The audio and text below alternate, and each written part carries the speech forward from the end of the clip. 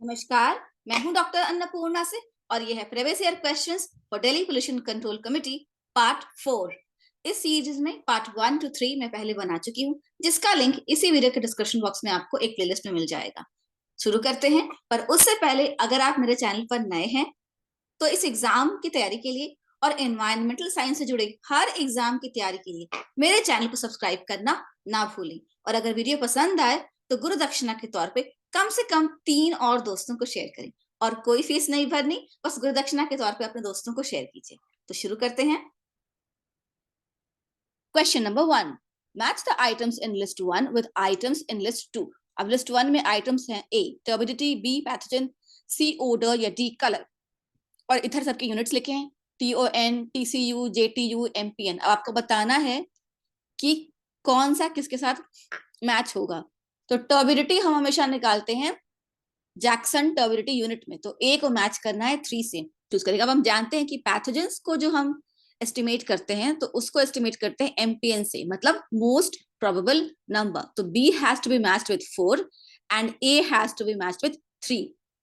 सो कौन सा ऐसा ऑप्शन है जिसमें कि ए को 3 से मैच किया गया है, इस बी को मैच किया गया है 4 से। तो बी को ये एक ऑप्शन है जिसमें ए को 3 से मैच किया गया है, बी को 4 से मैच किया गया। ऑर्डर का होता है threshold order number, so C has to be match with 1, तो ये वाला ऑप्शन। और कलर का होता है फिर आखिरी बचा TCU, तो वो मैच किया गया है 2 से, तो सही आंसर होगा ये वाला। ठीक है, A has to be matched with 3 Jackson turbidity unit, B has to be matched with 4 most probable number, order has to be matched with 1 TON threshold order number, and color has to be matched with 2 TCU। और TCU का full form होता है transmission control unit. ठीक है, तो answer है D, ये वाला। ठीक है, let's go to the next question. Question number 2, the following data pertains to a sewage sample। Initial DO sewage sample का है 12 milligram per litre, dilution factor है 1%, मतलब कि 1 ml सूरज को 100 ml में डाइल्यूट किया गया। तो 1 ml सूरज plus 99 ml of distill water is equal to 1% dilution, कि 1% ही सूरज है, बाकी सारा डिस्टिल वाटर है। Okay, final DO is 3 milligram per litre. तो अब actual BOD of the given sample is, तो इसके लिए हम देखते हैं, पहले सोल्यूशन देखेंगे फिर हम Let's look at the solution here. Initial DO is 12 milligram per liter. Final DO is 3 milligram per liter. Dilution factor is 1%. That is 100 times dilution किया गया, क्योंकि 1% वाटर को 1% सूरज को 99 times वाटर में डिसॉल्व किया गया। तो बेसिकली ऐसे होता है कि 1 ml ऑफ सूरज plus 99 ml of distill water is equal to 100 times dilution. ठीक है, तो एक्चुअल DO क्या होता है? DO का फॉर्मूला हम जानते हैं, initial DO minus final DO into dilution factor. Initial DO is 12, final DO is 3 and the dilution factor is 100. So 12 minus 3 is 9. 9 into 100 is 900 milligram per liter. ठीक है, that is the answer। और यही answer यहाँ पर मैंने mark भी किया है। I'll just show। यहाँ पर 900 milligram per liter आंसर है, answer is D। Okay, now let's move on to the next question number 3। Which of the following does not belong to Bogue compounds? अब ये Bogue compounds क्या होते हैं? There are 4 compounds called Bogue compounds formed as a result of hydration of cement। तो cement मुझे पानी से मिलाते हैं तो ये compounds फॉर्म होते हैं। अलाइट है C3S और ट्राई कैल्शियम सिलिकेट है, या बेलाइट C2S और डाई कैल्शियम सिलिकेट है। एल्यूमिनेट फेज है C3A और try calcium aluminate. Ferrite phase है C4AF और ट्राई कैल्शियम एल्यूमिनो फेराइट। तो ये सभी कंपाउंड्स बनते हैं। अब इनमें से कौन सा नहीं बनता है? जो नहीं बनता है वो है डाई कैल्शियम एल्यूमिनेट। ठीक है, क्योंकि try calcium aluminate, die calcium silicate और टेट्रा कैल्शियम एल्यूमिनो फेरेट ये तो सब बनता है। ये सभी कंपाउंड्स बनते हैं, जो नहीं बनता है वो है die calcium aluminate. Answer is D. Question 4. Consider the following salient points in a stress strain curve of a mild steel bar। Salient point मतलब main point।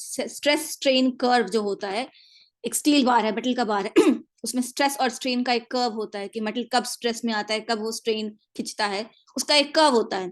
आप इंजीनियर्स हैं, आप इस बात को समझते हैं। ठीक है, तो उसमें ये सारे पॉइंट्स आते हैं। यील्ड पॉइंट होता है, ब्रेकिंग पॉइंट होता है, यील्ड प्लेटो होता है, प्रोपोर्शनैलिटी लिमिट होता है और अल्टीमेट पॉइंट होता है। ये सब स्ट्रेस स्ट्रेन कर्व में पॉइंट्स आते हैं।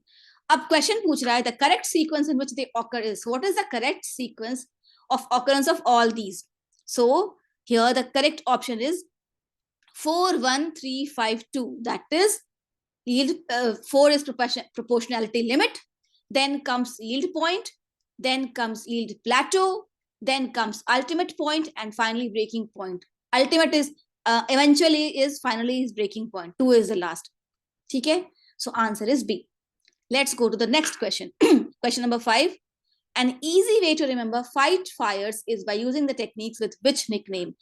तो fight fires जब होता है, जब हमें आग लग जाती है और आग को बुझाना होता है, तो उसके एक टेक्निक होती है, पहले ये करेंगे, फिर ये करेंगे, फिर ये करेंगे, ये करेंगे. उस टेक्निक का एक निकनेम है. वो निकनेम क्या है? पास, पास्ट, प्रेस या पुश? सही उत्तर है pass. PASS is the full form for pull, aim, squeeze and SVEEP.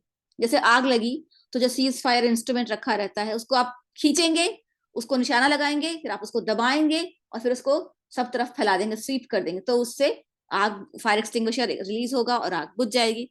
So pass is the correct answer. Answer is A. Okay. Pull, aim, squeeze and sweep. So please do remember, इस तरह से question आ सकते हैं. Question 6.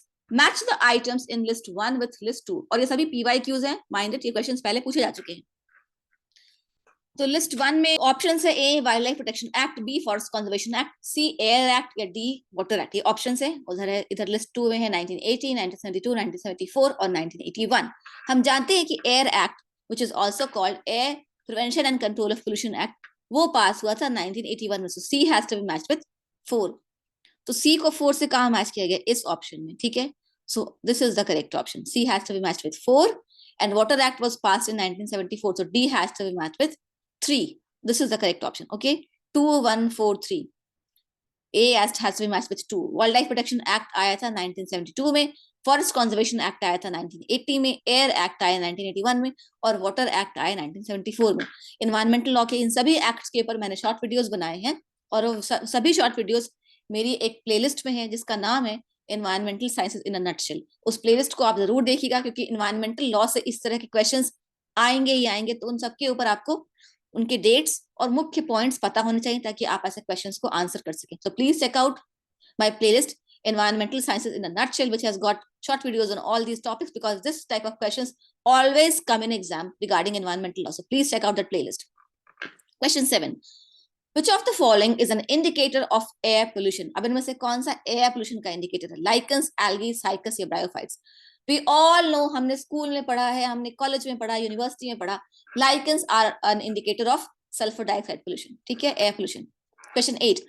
Match list 1 having polluting gases with list 2 having the permissible limits per WHO. Polluting gases है carbon monoxide, sulfur dioxide, nitrogen oxide और PAN. और इधर है 2 ppm, 50 ppm, 0.08 ppm या 25 ppm. ये सब permissible limits हैं. तो कौन सी permissible limit? सबसे कम permissible limit जो होगी वो होगी PAN की. तो D has to be matched with 3. और इस ऑप्शन में D को 3 से मैच किया गया है. और उसके बाद जो permissible limit कम होगी वो होगी नाइट्रस ऑक्साइड की और वो है C has to be matched with 4. B को 1 के साथ. फिर सल्फर डाइऑक्साइड की 2 ppm है क्योंकि sulphur dioxide acid rain cause करता है, इसलिए उसके परमिसिबल लिमिट कम होनी चाहिए. तो B has to be matched with 1.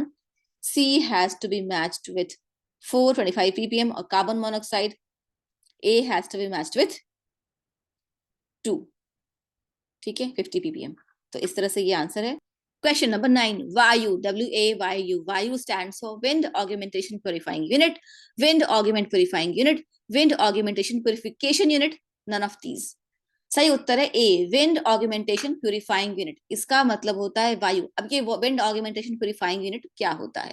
It comprises a fan that sucks in air and sieves out dust and particulate matter using 3 filters of varying sizes.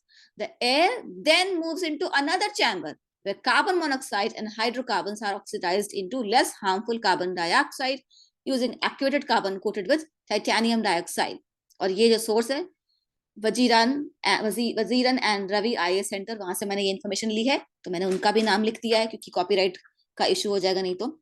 और ये जो यूनिट है मैं हिंदी में समझा दूं कि एक पंखा होता है तो उसके थ्रू एयर सक हो जाती है, अंदर एयर खींच ली जाती है और फिर वो एयर जो है एक तीन साइज की छन्नियों से गुजरता है जिसमें पर्टिकुलेट मैटर छन जाते हैं, और उसके बाद फिर एयर एक दूसरे चैम्बर में ले जाया जाता है जहाँ की हाइड्रोकार्बन जो है कार्बन डाइऑक्साइड और वाटर में ऑक्सीडाइज हो जाते हैं, तो इससे एयर प्यूरिफाई हो जाता है। तो विंड ऑगमेंटेशन प्यूरिफाइंग यूनिट ये होता है वायु।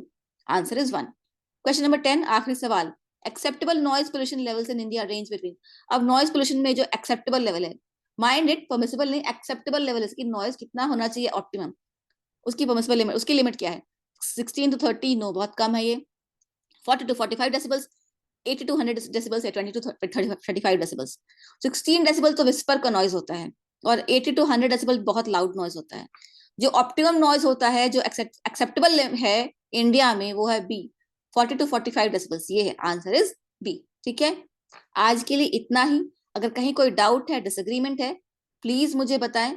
और अगर आपको लगता है मैंने कुछ गलत बताया, या कोई और सवाल है, या कोई और मदद मुझसे चाहिए इस एग्जाम से जुड़ी हुई, तो वो सभी कुछ आप मुझे बेझिझक बता सकते हैं। मैं आपकी हर मदद के लिए तैयार हूँ।